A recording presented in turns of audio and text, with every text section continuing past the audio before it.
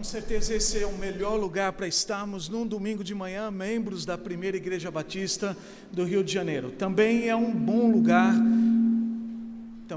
lugar para estarmos juntos, convidados e visitantes que estão neste santuário, bem como os nossos internautas e radiovintes que já estão participando conosco deste ato de culto e celebração a Deus, não a nós, não há ritos, não há dogmas, mas é uma celebração a Deus, e assim que faremos, já estamos fazendo desde o início, com um processional ao órgão. Nós vamos ficar em pé e, como um ato de adoração, vamos cumprimentar quem está ao nosso lado, desejando a ele um excelente domingo, uma excelente semana,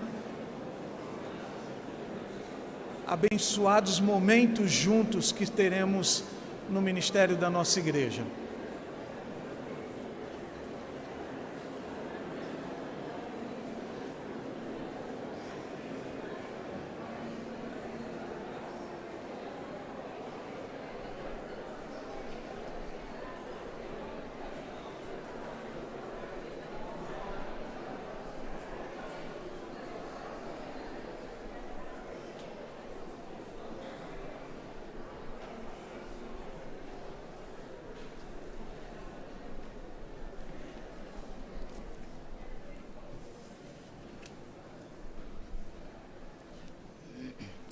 Nós temos alguns nomes em nosso boletim de irmãos e irmãs que gostariam de estar aqui cultuando conosco, mas certamente estão impedidos por força da sua saúde debilitada ou da sua condição de avançado em idade, não poder se locomover tanto como gostaria.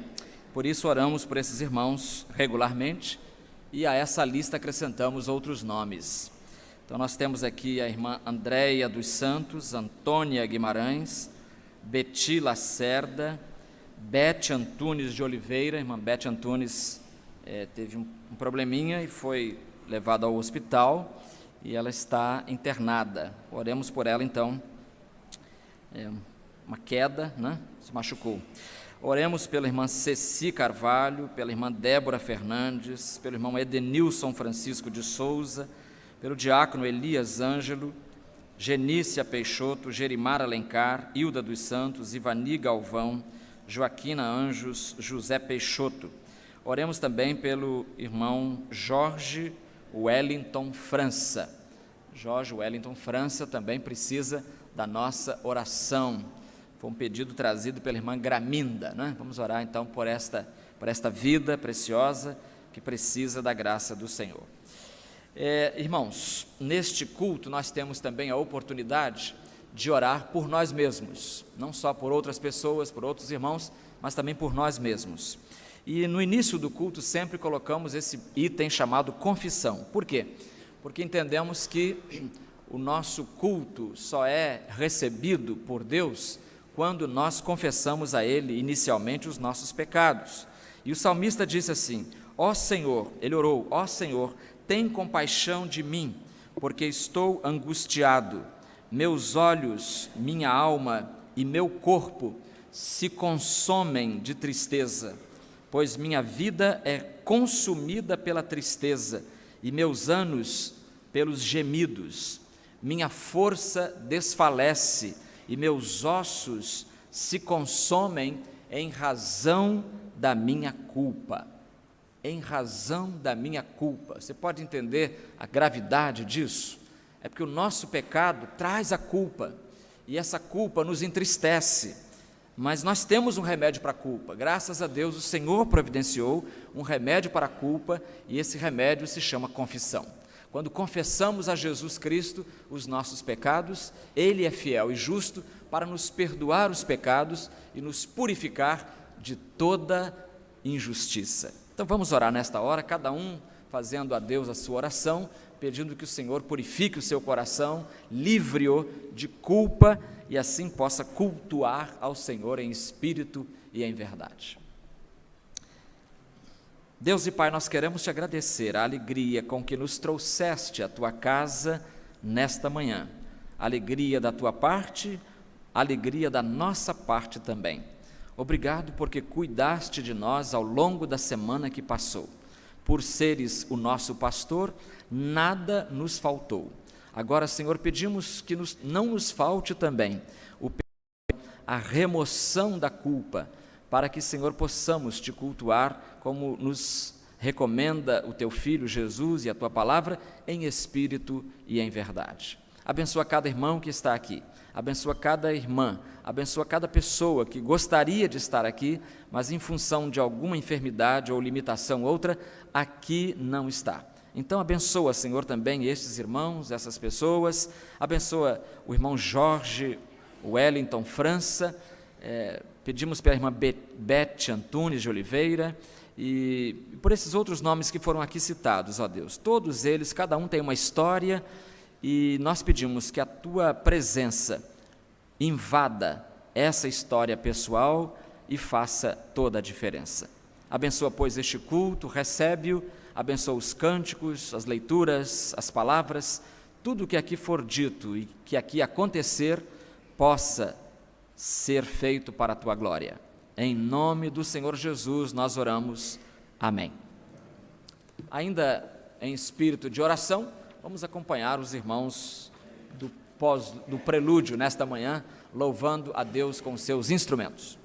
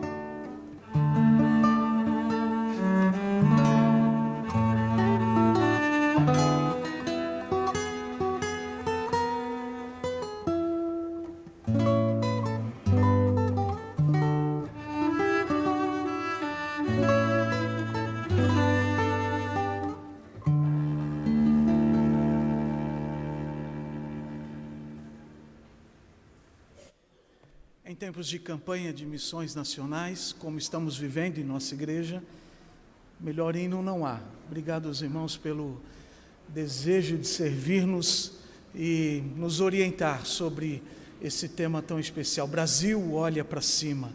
Esse é o tema da música que os nossos músicos tocaram. Nós vamos ficar de pé e vamos cantar sobre as bênçãos de Deus, a misericórdia de Deus, a graça de Deus sobre as nossas vidas e sobre o povo de Deus. Fazendo assim nesse momento.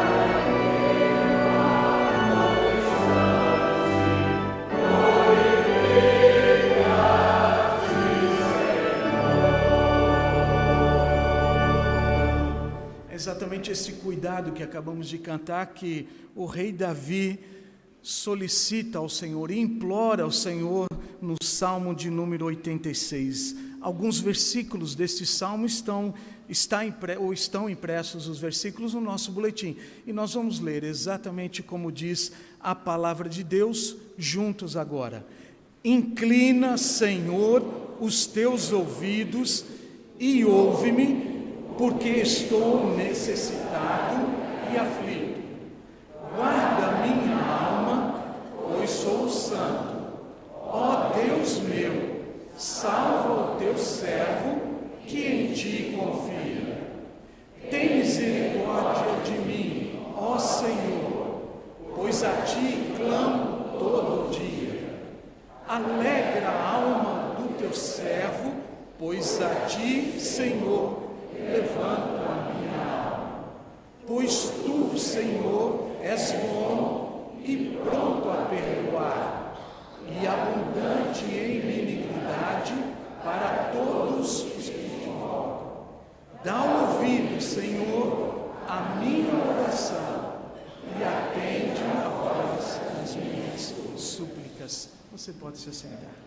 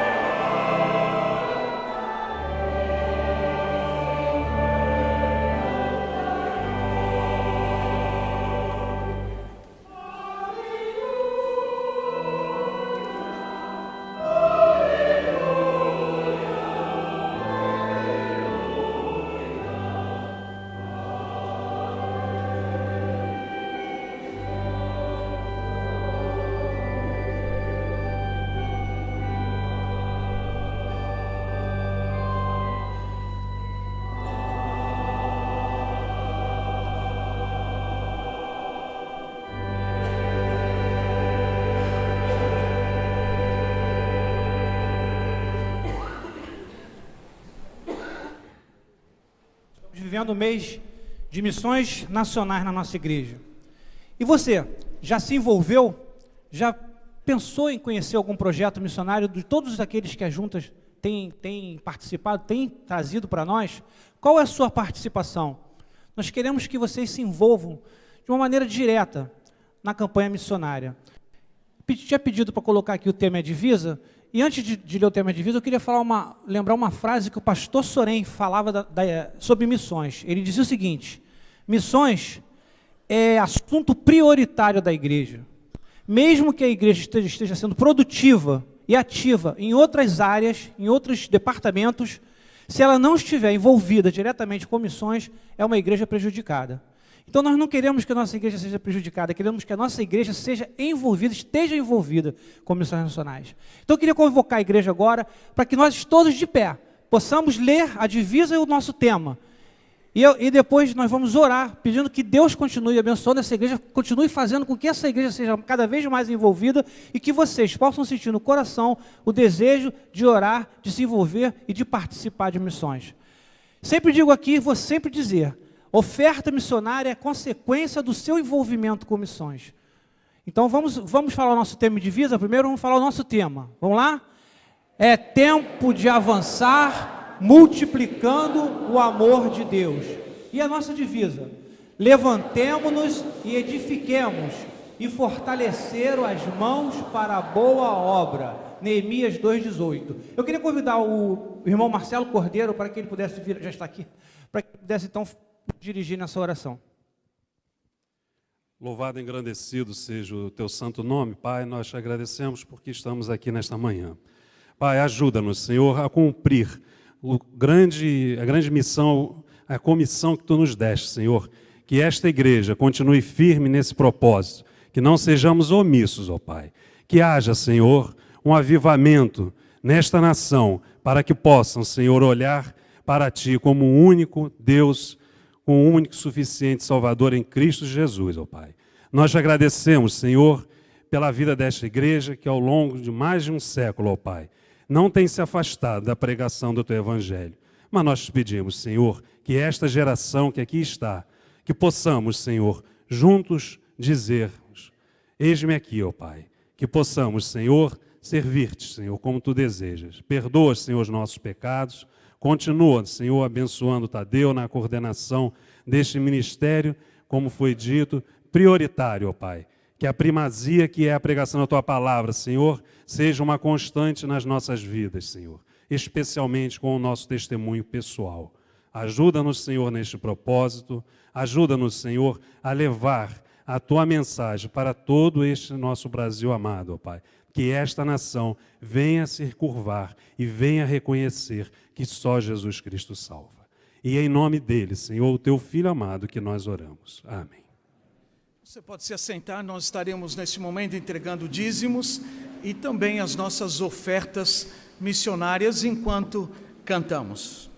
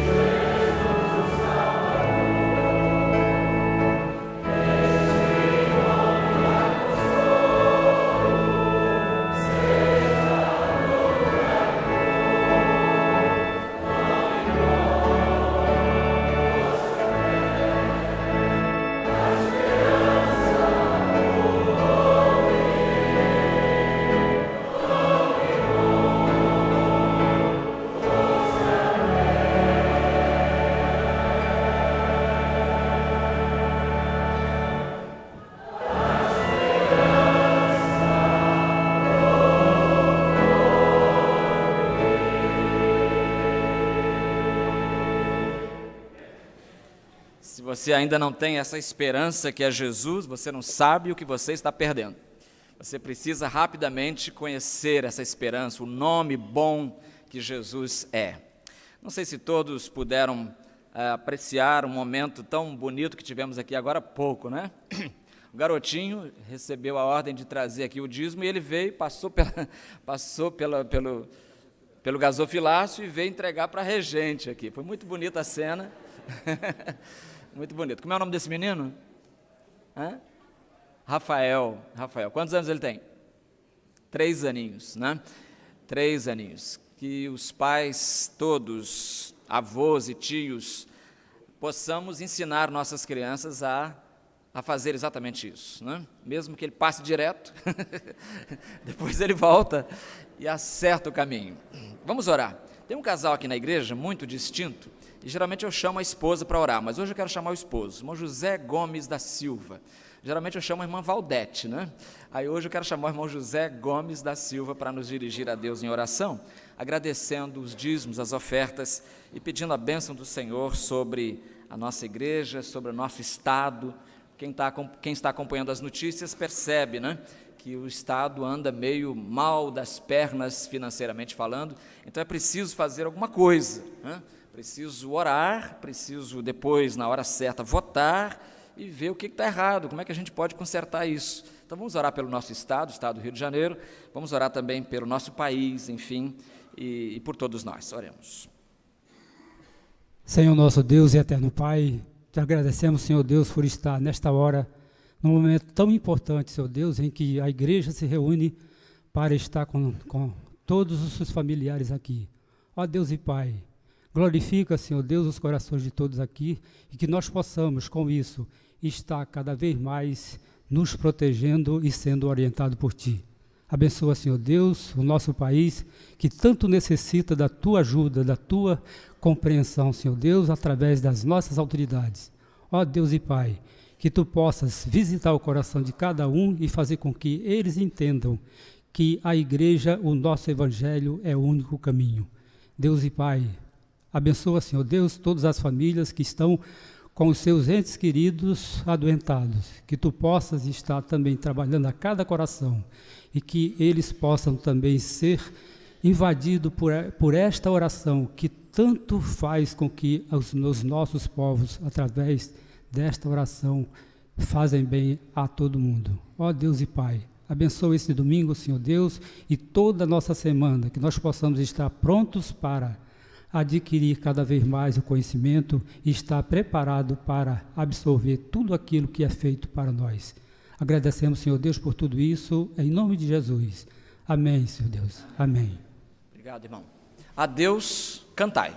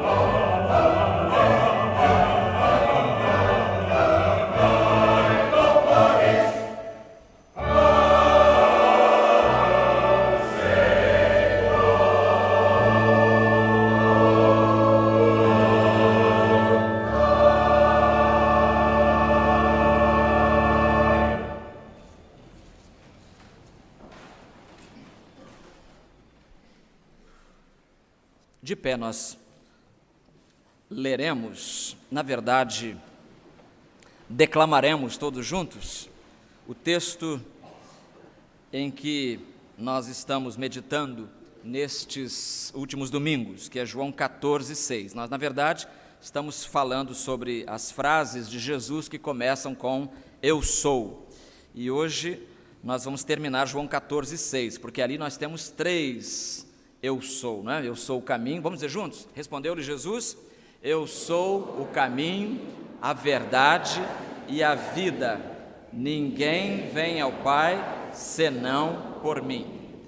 Eu sou o caminho, a verdade e a vida. Ninguém vem ao Pai, disse Jesus, senão por mim. Vamos orar. Deus e Pai, mais uma vez, na Tua presença estamos e queremos agradecer-te a bênção deste culto até este ponto e pedir a continuação da Tua liderança, de modo que os nossos pensamentos agora sejam cativados e nessa condição eles recebam os Teus pensamentos e que essa fusão dos Teus pensamentos com os nossos pensamentos possa nos ajudar a viver uma vida melhor, possa nos ajudar, Senhor, a compreender melhor as propostas do Teu Filho Jesus e não só compreendê-las, mas sobretudo colocá-las em prática.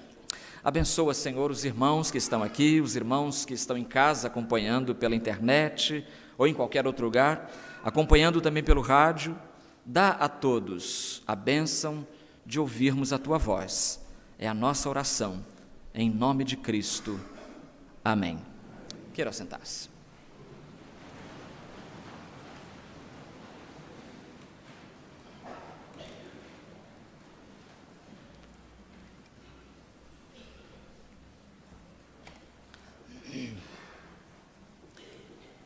Li uma história real, semana passada. Na cidade de Atlanta, Estados Unidos, há muitos anos, uma senhora, quando terminou o culto, procurou o pastor e disse assim: pastor, eu gostaria muito que o senhor fosse fazer uma visita a uma amiga minha. Ela ouviu o senhor pregar em algum momento e ela gostou muito e talvez o senhor possa ajudá-la, porque ela está passando por uma crise muito grande na vida. O pastor pegou aquela palavra, guardou o endereço e com a sua esposa depois foi fazer a visita. Era uma casa muito bonita e eles foram recebidos com toda a educação, com toda a fineza. E foi feita a visita, o pastor orou e no final, no caminho de volta para casa, o pastor comentou com a sua esposa assim: olha, tem qualquer coisa errada nessa história, porque a irmã pediu que eu fosse visitar porque ela a pessoa a ser visitada está precisando de mim, precisando da gente, do evangelho, mas essa senhora me pareceu tão normal, não pareceu? A você também? Pareceu normal, tão gentil que foi. Você suspeitou de alguma coisa? Não, nada, nenhum dos dois suspeitou nada.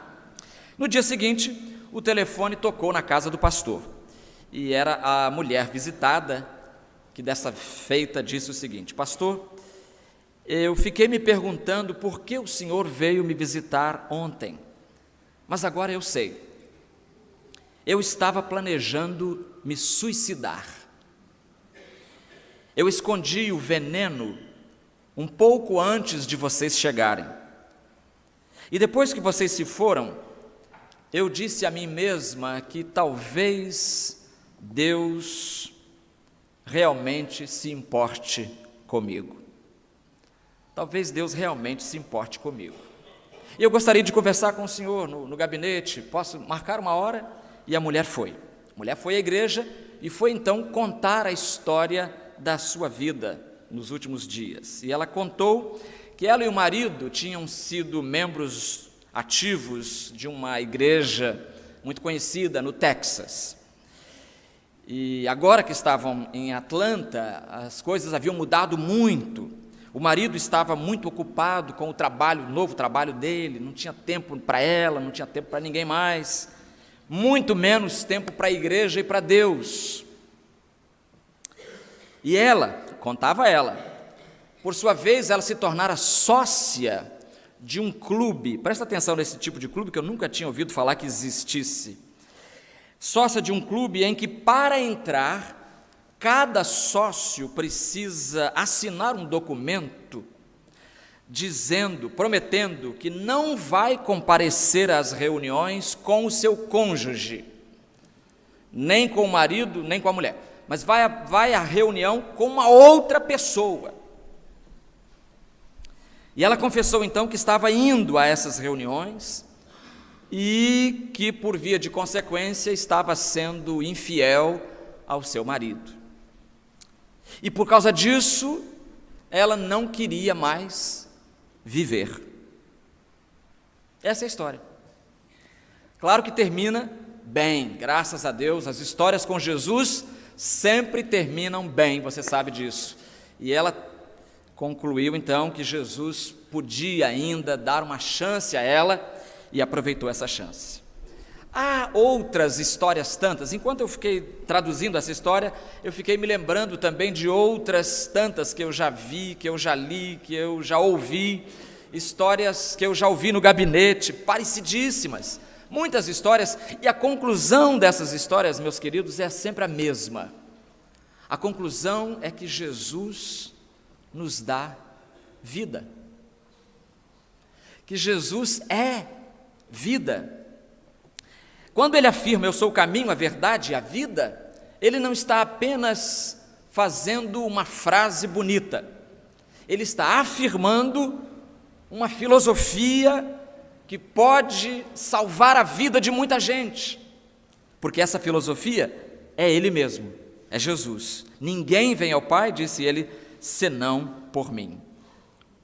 Inúmeras vezes o Novo Testamento vai fazer referência a Jesus, e sempre quando aparece o nome de Jesus, pode contar lá, aparece também a palavra vida. Quer ver só? No próprio João 3,16, o texto que em si resume todo o conteúdo do Evangelho, segundo Martinho Lutero. Se ficássemos sem qualquer outra base da Escritura, mas tivéssemos João 3,16, teríamos o suficiente para sermos salvos, não é? Lá diz, porque Deus amou o mundo de tal maneira que deu o seu Filho unigênito para que todo aquele que nele crê não pereça, que é o contrário de vida, mas tenha a vida eterna. Vida eterna. Então, o Novo Testamento vai nos ensinar muito claramente, insistentemente, que a conexão entre Jesus e vida não é apenas uma conexão, digamos assim, literária, mas é uma conexão real. Onde está Jesus, está a vida. E nós vamos separar nossos pensamentos, dizendo primeiramente que Jesus está presente na criação da vida. Jesus está presente na criação da vida. O evangelista João, na abertura do seu evangelho, declara com uma solenidade típica das grandes literaturas, ele vai dizer o seguinte: no princípio era o verbo. Parece até Gênesis 1, não parece? Parece a abertura da Bíblia. No princípio, vamos ler juntos? No princípio era o verbo, e o verbo estava com Deus, e o verbo era Deus. Ele estava no princípio com Deus. Todas as coisas foram feitas por intermédio dele, e sem ele, nada do que foi feito existiria. A vida estava nele e era a luz dos homens. Veja o versículo 3: todas as coisas foram feitas por intermédio dele e sem ele nada do que foi feito existiria, porque ele é o autor da vida, ele é o autor da criação. Ele modelou as montanhas que você vê no Rio de Janeiro, as belíssimas montanhas desta terra, ele as estruturou o universo, ele parafusou cada estrela em seu lugar, não apenas as 6.000 que percebemos a olho nu, mas os milhares delas em número cada vez maior e mais alto e mais assustador. Foi ele quem perfurou na terra as nascentes dos rios. Foi Ele quem cobriu os 70% da terra com as águas dos oceanos. Foi Ele quem criou as quase 400 mil espécies de plantas e que plantou cada uma das 390 bilhões de árvores da floresta amazônica. Foi Ele que supervisionou o surgimento de mais de 1.500 vulcões que cospem ou podem cuspir lava a qualquer momento neste mundo. Ele plasmou a própria criação. Criador em si, Ele tinha e tem e terá sempre todo o poder para criar o que Ele quiser criar. O apóstolo Paulo faz coro com essa verdade, dizendo em Colossenses 1,16, porque nele, em Jesus, foram criadas todas as coisas nos céus, na terra, as invisíveis, as visíveis, sejam tronos, sejam dominações, sejam principados, sejam poderes, tudo foi criado por Ele e para Ele. E é claro que Ele é o Criador, não apenas da vida física, falei montanha, falei planta, falei vulcão, poderia citar os peixes, enfim, todos os itens da criação, mas é claro que Ele não criou apenas a vida física. Mais do que isso, Ele nos dá também a vida em todas as áreas. Por isso, João 10:10, versículo, a parte B do versículo, é muito importante. Ele disse, eu vim para que tenham vida e a tenham em abundância. Vamos falar juntos esse? Eu vim para que tenham vida e a tenham em abundância. Você traduziu, é a tradução que está na sua cabeça, né? Que a gente mais ouve. Mas eu fico me perguntando, o que quer dizer isso, vida com abundância hoje? Tem até igreja chamada Igreja Vida Abundante. Eu acho que comunica muito pouco, né, para o povo do século 21. Ele veio para nos dar vida e vida em abundância, ou seja, vida sobrando.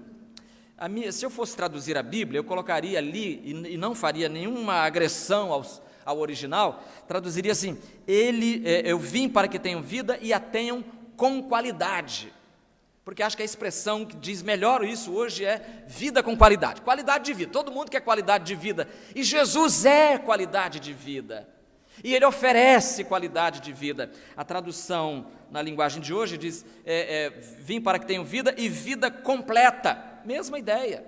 Então não é só física, mas é física, é moral, é intelectual, é espiritual, é vida conjugal, é vida profissional. Em todas as áreas da vida, Jesus se imiscui e pode, portanto, nos abençoar em todas elas. Em Atos capítulo 3, a Bíblia registra um discurso que Pedro fez. Foi não dentro do templo, mas num lugar chamado Pórtico de Salomão. E foi logo após a cura de um aleijado. O aleijado ficava à porta do templo pedindo esmola, Pedro e João entraram e o homem ficou curado. E aí Pedro vai depois explicar, porque deu uma confusão danada, vai explicar esse milagre e vai aproveitar para falar de Jesus. Toda explicação de milagre que não passar por Jesus é explicação falsa. Pedro fala de Jesus abertamente e ele cometeu um erro imperdoável em retórica. Ele acusa os ouvintes, ele aponta o dedo para eles em Atos 3, 14 e 15 e diz assim, vós negastes o santo e justo e pedistes que um homicida fosse libertado em lugar dele, matastes o autor da vida. Atos 3, 15. Matastes o autor da vida. Eu acho essa expressão interessantíssima, matar o autor da vida. Por que é interessante? Porque parece que Pedro está fazendo ali expondo uma contradição. Vocês queriam matar o autor da vida. Como é que se matar o autor da vida? Cadê a vida? Sumiu, acabou. Então vocês tentaram fazer uma coisa que seria, se fosse possível, concretizar, o fim da história, o fim da picada, o fim da vida. Matar o autor da vida. Mas, graças a Deus, conclui Pedro, que ele não ficou na sepultura, ele ressurgiu e ao terceiro dia se levantou, rompeu os grilhões da morte, humilhou o mármore frio da morte e levantou-se para dizer: eu estou vivo. O autor da vida está vivo e você pode conversar com ele hoje. Por isso que o nome dele é bom, é favorável, é venerável, é santo e, enfim, precioso. É a arma ao teu alcance. Por isso, conclui o poeta aqui: leva tu contigo o nome. Esse nome tem poder, de verdade. Esse nome tem força, esse nome tem vida. Para muita gente parece que a vida acabou, mas não. Jesus é o autor da vida. Então, em primeiro lugar, nós temos Jesus presente na criação da vida. Em segundo lugar, nós veremos que Jesus está presente no Novo Testamento também na conservação da vida. Porque não basta só gerar. Tem muito pai aí, você sabe, na história do nosso tempo, triste história, de muito pai que gera e foge. Gera e foge. Cria, mas não cria. Jesus não. E eu creio que o melhor texto que traduz esta verdade de que Jesus conserva a vida que Ele nos dá é o diálogo de Jesus com Marta. Em João capítulo 11, o registro do maior milagre de Jesus, ali Marta disse para Jesus estas palavras que são para mim tristíssimas. Felizmente Jesus sempre se encarrega de transformar as tristezas da gente em alegria, não é? Mas ela diz em João 11, 21, Senhor, se tu estivesses aqui, meu irmão não teria morrido. Se tu estivesses aqui, meu irmão não teria morrido. Por quê? Porque Jesus consegue articular a vida de tal modo que ela se reproduza, que ela continue, que ela prossiga. Irmãos, Marta reconhece que Jesus é o autor da vida, mas ela reconhece também que Ele conserva, porque se Ele, Jesus, estivesse ali naquele momento, o seu irmão Lázaro não teria morrido. Ela reconhece que a presença de Jesus é problemática para a morte, porque Ele, Jesus, trabalha em parceria com a vida, autor, conservador da vida. Jesus é assim, dá vida, conserva a vida. Na prática, o que significa dizer isso? Significa dizer, irmãos, que onde a mensagem de Jesus prepondera, onde essa mensagem prevalece, onde ela apita, o que acontece? Aí vigora o respeito à vida. Onde está Jesus, a vida respeitada? Você sabe que os primeiros hospitais na história do mundo nasceram como preocupação de cristãos, seguidores de Cristo. Até o hospital nasceu em função de uma preocupação. Onde está Jesus, a vida vale. Onde está Jesus, vigora o respeito à vida. Onde está Jesus, a violência é desestimulada. Onde está Jesus, o aborto é combatido. Onde está Jesus, as drogas são evitadas, porque, como você sabe, o refrão popular diz, as drogas matam. Seja álcool, seja maconha, seja o que for, mata. E se você jovem for esperto, você ficará longe delas por toda a sua vida. Onde está Jesus? Nem é preciso criar uma lei tipo Maria da Penha. Não é preciso, sabe por quê?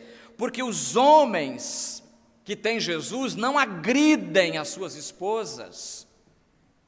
Não seria preciso discutir homofobia, sabe por quê? Porque os homossexuais não seriam alvo de pancadaria, coisa feia. Eu posso não concordar com o estilo de vida de um homossexual, posso combater o homossexualismo, mas eu preciso, manda-me a Bíblia, amar o homossexual. Matar nunca, jamais. Jesus nunca autorizaria o menor gesto de violência, jamais. Por isso, eu acho difícil. Essa semana convivi com uma crise terrível.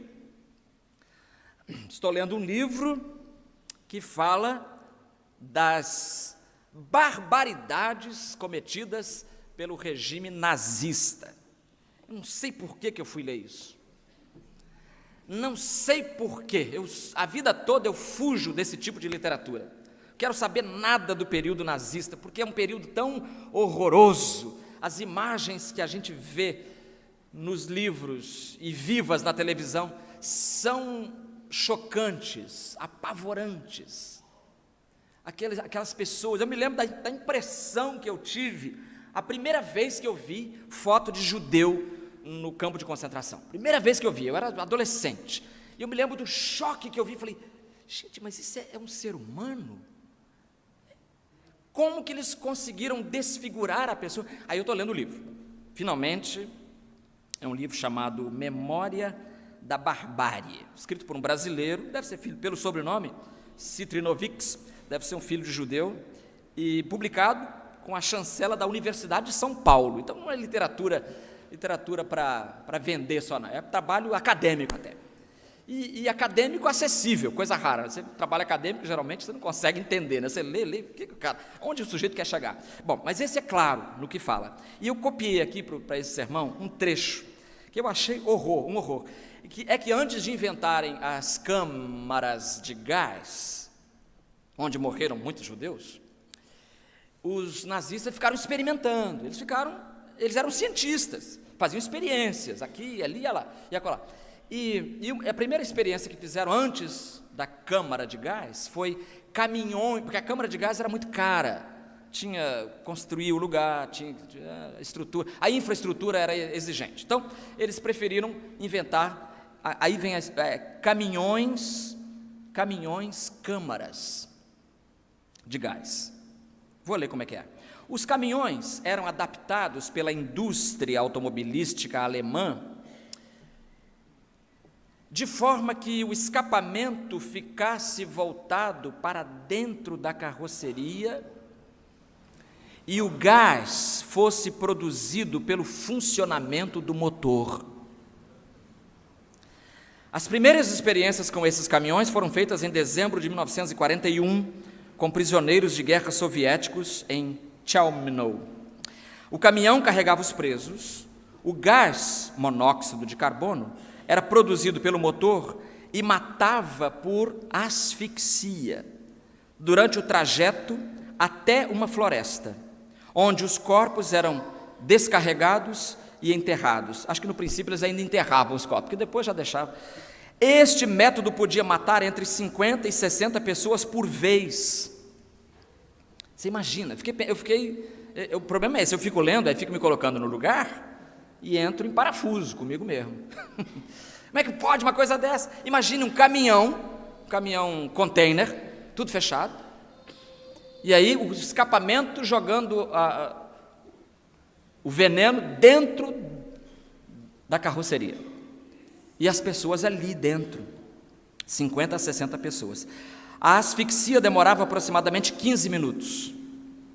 Ao abrir as portas do caminhão depois, os mortos tinham a face desfigurada e os corpos estavam cobertos de fezes. Aproximadamente 145.500 judeus foram mortos nesses caminhões. Aproximadamente 145.000 judeus mortos nesses caminhões. Você consegue imaginar o desespero de quem está dentro, querendo ar, querendo respirar e não consegue? E tudo isso porque cometeram o crime de nenhum. Cometeram crime nenhum, apenas por serem de uma certa etnia. Eu sou o caminho, a verdade e a vida, disse Jesus. E com Jesus não tem asfixia. Com Jesus o oxigênio é livre para todos. Com Jesus você pode respirar os melhores ares deste mundo. Irmãos, eu acredito que se a mensagem de Jesus estivesse presente no coração da população alemã, ou dos líderes, pelo menos, porque é um fenômeno tão difícil de entender, o nazismo, né? Até hoje tem psicanalistas tentando, escrevendo e tentando entender o que aconteceu com a Alemanha na Segunda Guerra Mundial. Paulo escreveu assim, olha, ele, Jesus, mostra aí, ele existe antes de todas as coisas, e nele tudo subsiste. Eu acho esse subsiste um verbo tão importante para ficar sem poder comunicar. É uma pena que ninguém saiba o que é subsiste. E aí eu fui tentar entender um pouquinho mais o que significa dizer que em Jesus todas as coisas subsistem. E a conclusão é um verbo que permite traduções variadas, mas o contexto nos ajuda, está falando de Jesus, e que Jesus é quem reúne todas as coisas e torna todas as coisas significativas. Ele dá sentido às coisas. Esse colocar junto é a ideia no grego. Cristo torna a realidade que a gente vive palatável e torna a realidade mais do que palatável, desfrutável. Por isso a Nova Tradução na linguagem de hoje diz, antes de tudo, ele já existia e por estarem unidas com ele, todas as coisas são, agora vem, como é que tentar traduzir o subsiste? Todas as coisas são conservadas em ordem e harmonia. Todas as coisas conservadas em ordem e harmonia. Tudo começa a fazer sentido. Por que eu estou vivendo neste mundo? Agora que eu tenho Jesus, eu sei por quê. Agora faz sentido. Por que eu estou trabalhando nessa profissão? Agora que eu tenho Jesus, essa profissão faz sentido. Por que eu estou me casando com essa pessoa? Agora que eu tenho Jesus, esse casamento faz sentido. Por que eu estou... Enfim, todas as coisas começam a clarear na sua mente, na sua cabeça, porque Jesus é quem dá significação às coisas. Lembra quando Paulo pregou em Atenas? Lembra que leu, né? Você não estava lá. Paulo disse aos gregos o seguinte: Deus não é servido por mãos humanas como se necessitasse de alguma coisa, pois é Ele mesmo quem dá a todos a vida, a respiração de ar puro e não asfixiante, e todas as coisas. Ele mesmo quem dá a todos a vida, a respiração e todas as coisas. Vida, respiração, conservação da vida, porque na respiração é que está a conservação da vida. Meus irmãos, Jesus nos ajuda a respirar. Ele é o único balão de oxigênio que pode nos garantir uma sobrevida decente. Por isso Paulo não teve dúvidas, ele escolheu: já estou crucificado com Cristo e vivo não mais eu, mas a vida que agora vivo, mas Cristo vive em mim, mas a vida que agora vivo-a na fé do Filho de Deus, o qual me amou e a si mesmo se entregou por mim. Então Jesus está presente na criação, está presente na conservação da vida e, por fim, Jesus está presente na consumação da vida. E aqui eu quero trazer para esse ponto Paulo falando aos Colossenses. Colossenses 3, 2 a 4. Pensai nas coisas de cima e não nas que são da terra. Por quê? Porque morrestes. Já morreu para o mundo, por isso já estou crucificado. Morrestes, e a vossa vida está escondida com Cristo em Deus. Vida escondida com Cristo em Deus. Quando Cristo, que é a nossa vida, se manifestar, o que vai acontecer? Também vos manifestareis com Ele em glória. Está falando, irmãos, da ressurreição. A ressurreição que é a consumação da vida. Foi a consumação da vida de Jesus. Em ser ressuscitado, Jesus humilhou a morte e mostrou para a gente que a vida eterna é real, não é ficção. Vida eterna é real. Quando Jesus fala em vida eterna, leve-o a sério, interprete-o literalmente. É vida eterna que você vai desfrutar desde já, desde agora. Quem vai a Moscou, ainda não fui, mas quem vai a Moscou diz que lá na Praça Vermelha tem um grande monumento, um monumento onde está embalsamado e mostrado às pessoas, aos turistas, o corpo de Lenin, Vladimir Lenin, lembra dele?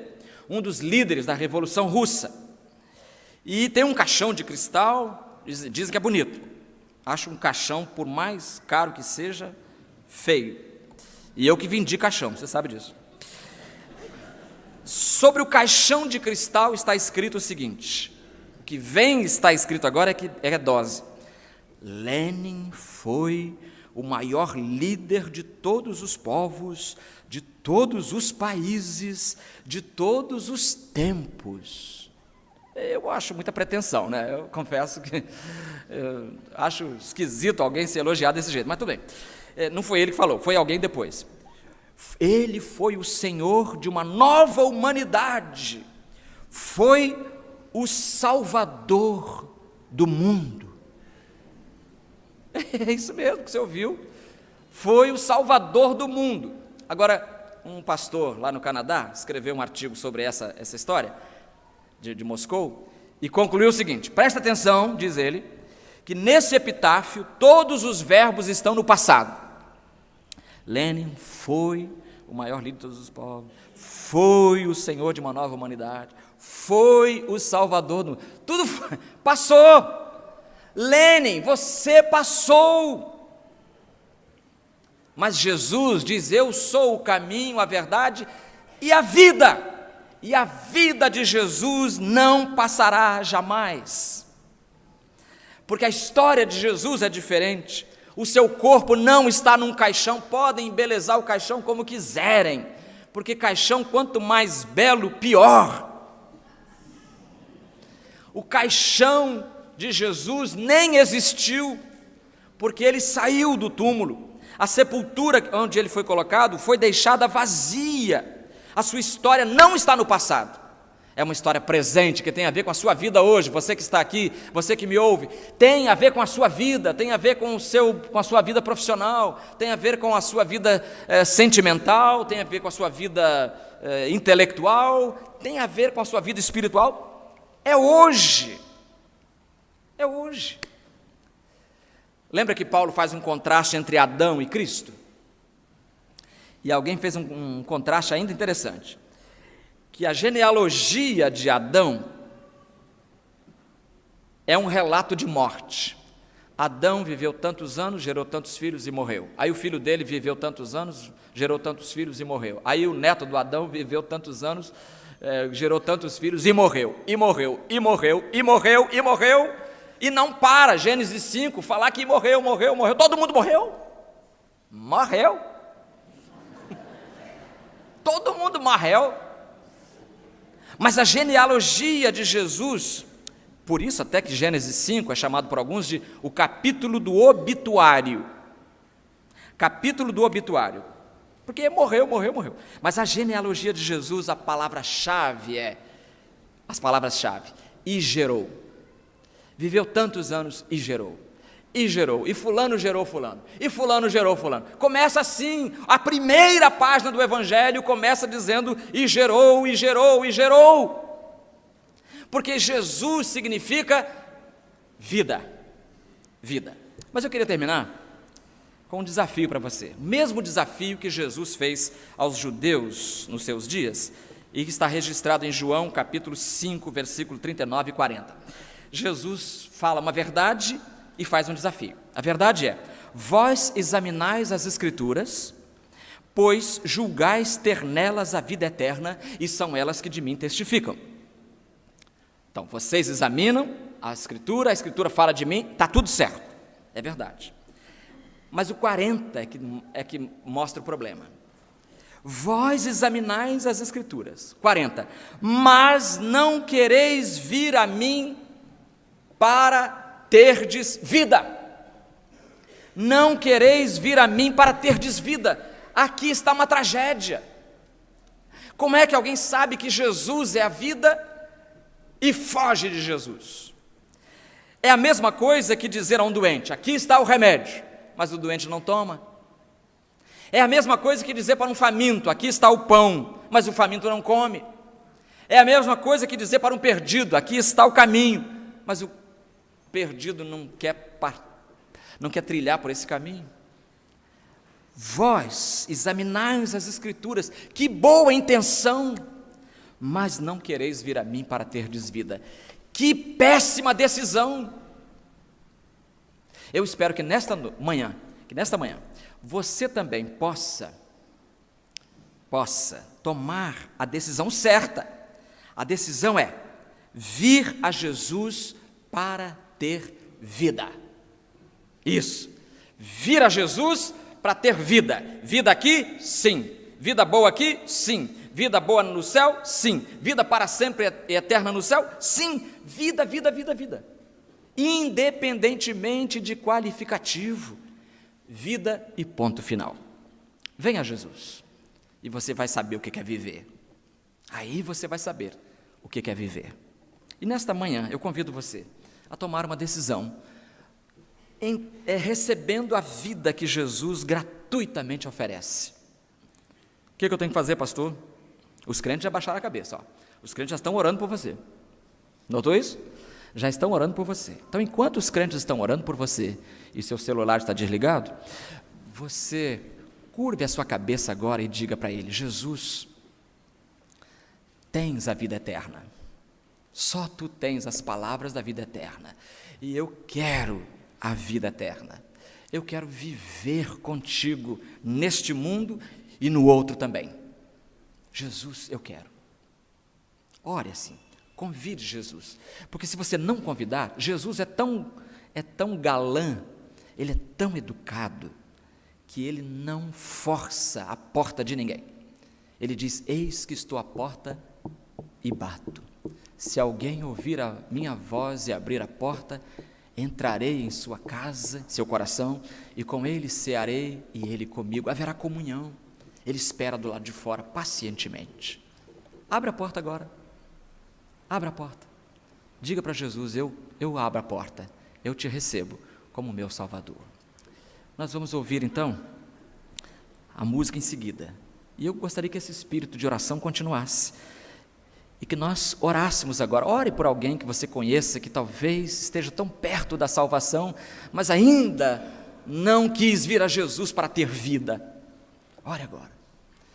E enquanto você está aqui e toma a decisão, eu vou convidar você para se levantar do seu lugar e vir aqui à frente, demonstrando com isso que você está aceitando Jesus como seu Salvador, que você está recebendo a vida de Jesus. Quem sabe haja alguém nesta manhã que esteja afastado de alguma igreja, que rompeu temporariamente com a vida. É hora de voltar, e você sabe o caminho é Jesus. Volte agora também. Então, enquanto eu vou descer, vou estar ali perto daquele microfone, e enquanto eu estiver ali, eu estarei esperando você, para que você venha também demonstrar a sua decisão de seguir a Jesus. Saia do seu lugar, venha agora. Se você está com muita timidez no seu coração, eu entendo também, chame um crente que está do seu lado. Ô irmão, você pode ir lá comigo na frente? Chame-o, e ele virá com alegria aqui à frente. Vem agora, é a hora.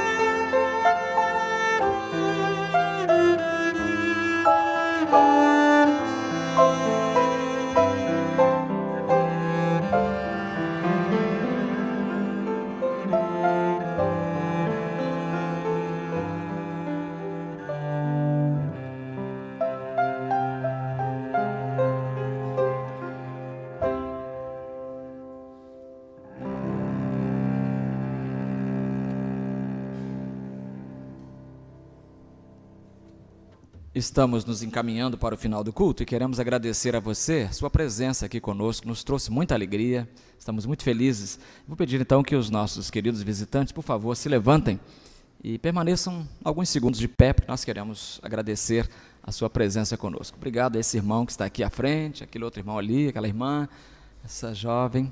Deus é a mãe do Rafael, né? É a mãe do Rafaelzinho. Muito bem, obrigado. Na galeria também temos alguns que nos visitam. Estamos muito alegres com a presença de vocês aqui na casa do Senhor hoje.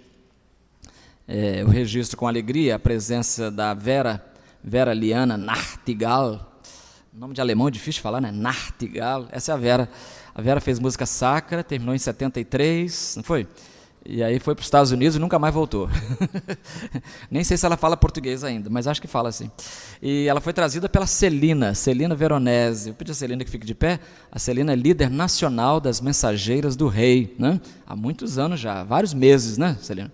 Muitos meses, mais de 30, quase 40 anos, né? É muito tempo, nas Mensageiras. Mensageiro conhece. Aposto que as mensageiras vão pedir autógrafo depois a ela aí. Deus abençoe vocês, tá? Muito obrigado por terem vindo. Irmãos, nós temos... Está vendo o órgão de tubos? Está vendo ali, né? O órgão de tubos, os tubos lá dentro, os visíveis e os invisíveis. Olha só, está sendo colocado no metrô da cidade, quantas estações? Mais de 50 estações, um cartaz imenso com isso aqui. O conteúdo é esse aqui, olha. Concerto de reinauguração do órgão de tubo. A gente tem que aproveitar, né?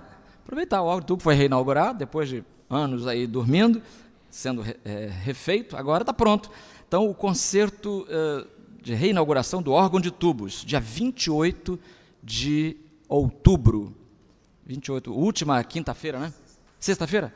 Última sexta-feira de outubro, 19h30, aqui na igreja, participação da Banda Filarmônica do Rio de Janeiro, e regência de Antônio Seixas e órgão Regina Lacerda, obras de Bach, Saint-Saëns e Martin Luther. Olha só, é aquele arranjo do Castelo Forte. Muito bom, vai ser muito bonito, só o órgão e o pessoal da Filarmônica. Vai ser muito bonito. Qual foi o dia que eu falei? 28, então guarda aí, se você vir no metrô, não arranque, por favor, deixa lá, porque é para comunicar para as pessoas, para que elas fiquem também sabendo, e quem sabe, a partir daí venham conhecer a gente aqui, né? Muito bem, nós temos um grupo que vai todo final de ano ao interior do Brasil, que vai a Tocantins, a Bahia e a Tocantins, chamado Projeto Itabar. Não vou falar não, o vídeo vai falar por mim, mostra aí.